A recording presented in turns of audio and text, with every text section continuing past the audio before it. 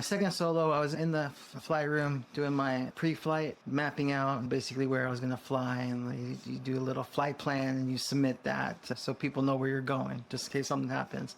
So I'm doing that, checking the weather.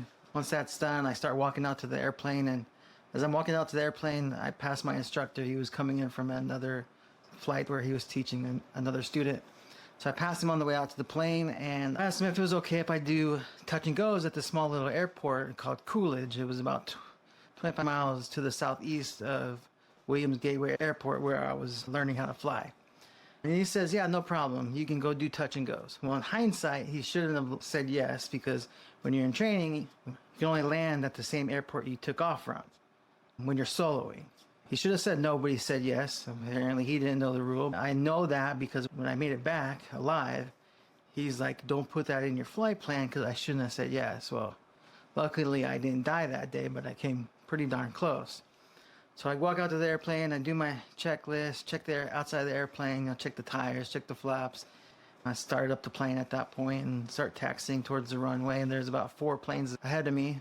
So I'm sitting there, 18, 19 years old, this is going to be my second solo. Put in full power and start moving and hit ground speed and pull back and lift off, and everything was going great. So 25 minutes flight over to Coolidge. Now Coolidge is a really small airport, really short runway. There's no tower there, so there's no air traffic controller telling you what to do. You're basically calling your intentions out over the radio to other planes in the area. So I get on the right frequency and I let the area know that I was going to be getting in the flight path and going to be doing touch and goes, and that's what I did.